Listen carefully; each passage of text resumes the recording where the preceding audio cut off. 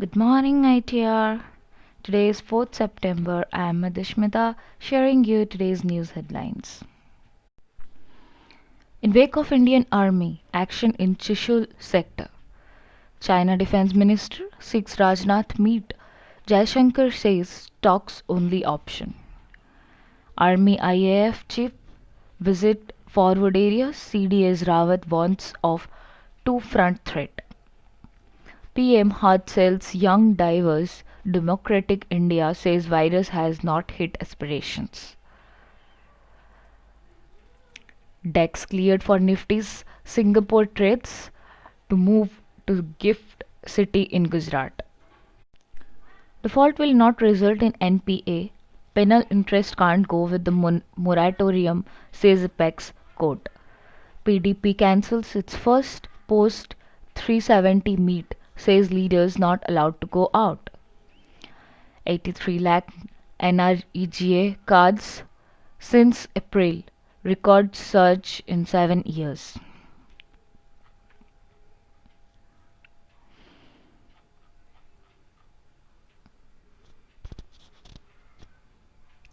As metro reopens after 5 months, top priority, please mind the gap. Lockdown threat of eviction court order puts Jhaggi residents in the line of fire.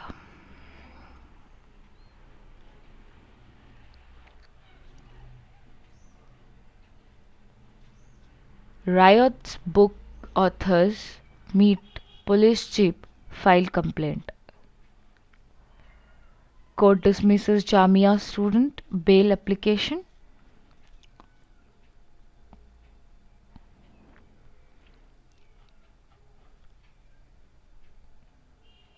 If we get a single seat, then 182 out of 182 in the Gujarat Assembly, I will resign.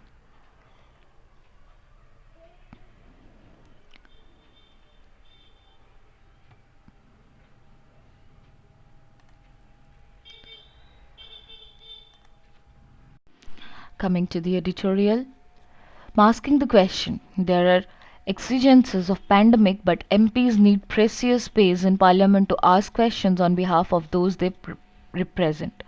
Parliament will meet on September 14, but the monsoon session, which will be a truncated one, will not have question hour and only a curtailed 0 hour. Admittedly, the pandemic is taking a toll across sectors and arenas on life and work as well. It is neither unusual nor unexpected that Parliament should also be affected. And yet the problem is this: the modification in its functioning seems informed by a view of Parliament as a forum of transaction of the government business, downplaying its role as a platform for the people's representatives to ask questions and the options to hold the government to account. On paper, question hour provides space for MPs from both the ruling and opposition parties to ask questions.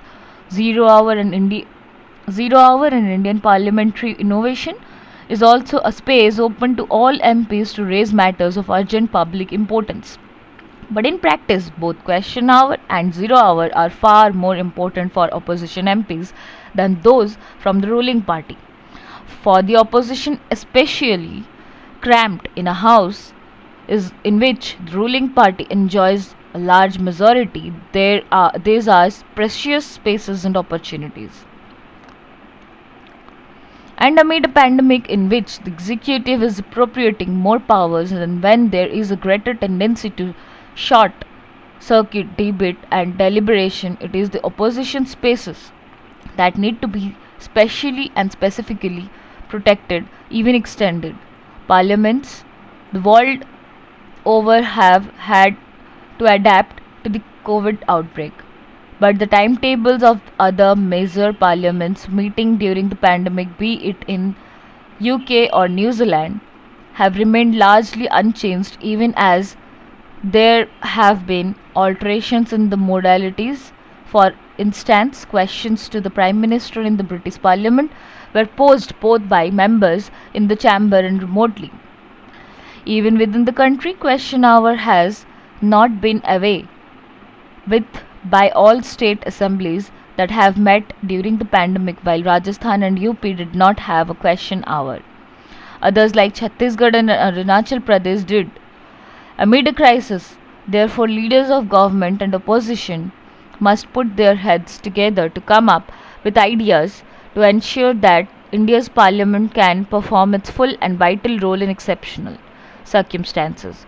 In a letter to chairpersons of standing committees, a few days ago, the Speaker of the Lok Sabha directed them to avoid taking up subjects that are sub judice. The rule of sub judice has always been more a self imposed restrictions in parliament, which is supreme. Its scope is also in need of redefinition in times of public interest litigation. And then deliberalization of standing committees are confidential, the possibilities of their influencing ongoing cases much lower, be it the cancelling of question hour, the curtailment of 0 hour, or the speaker's turn, reiteration of the subject judice rule. These are disquieting portents for an institution that needs to make its presence felt more in a crisis, not less. Sins of armor. Mass trials will show it if Oxford vaccine for COVID-19 works among diverse groups of people, more vaccines will be needed.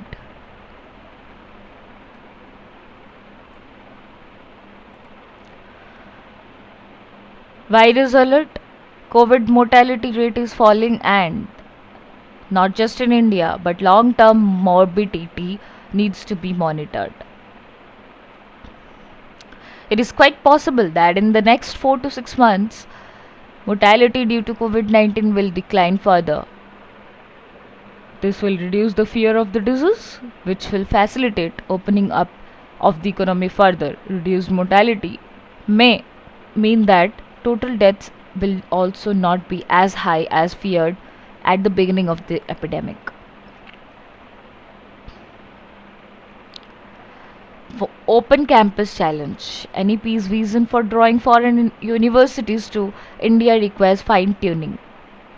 However, the ideas outlined in the NEP required fine tuning. The first challenge will be to widen the scope of internationalization. Several world class institutions, such as the Max Planck Institute, could fall through the policy's cracks because they do not participate in any world rankings, let alone the QS world ranking.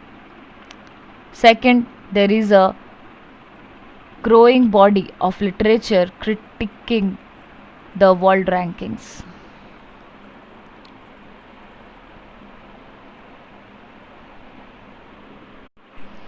Five held for ISKP links planned mass killings did receive NIA charge sheet. Supreme Court quotes RTE Act now no stay on High Court order against Andhra government's English medium move. Two psychiatrists told cops actor had stopped taking medicines. Sushant Singh Rajput death case. At 18%, Telangana records highest positivity rate among health staff. Leh administrative body seeks protection of indigenous rights. Protests over exclusion of Gojri, Punjabi and Jammu and Kashmir language bill.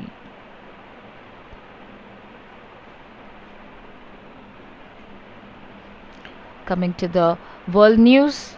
Experts worried as US CDC tells states to be ready for vaccine by November 1.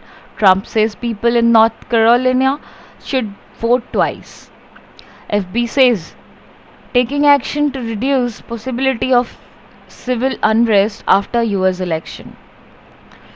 Kremlin rejects Navalny poisoning accusations, Thai king reinstates royal consort a year after taking away all her titles. Businessman acquitted in journalist murder that shook Slovakia. BBC lost battle over patriotic songs and the war is far from over. Coming to the business news, Centre prioritizes spending towards farm sector, non-priority areas see cuts. FM to lenders, don't let COVID distress impact borrowers' credit scores. Banks, NBFCs asked to put in place resolution policies by September 15. Services sector activity picks up in August on easing of lockdown restrictions. Private banks likely to gain market share from state owned peers. Though we may seem behind, we are going to catch up quickly.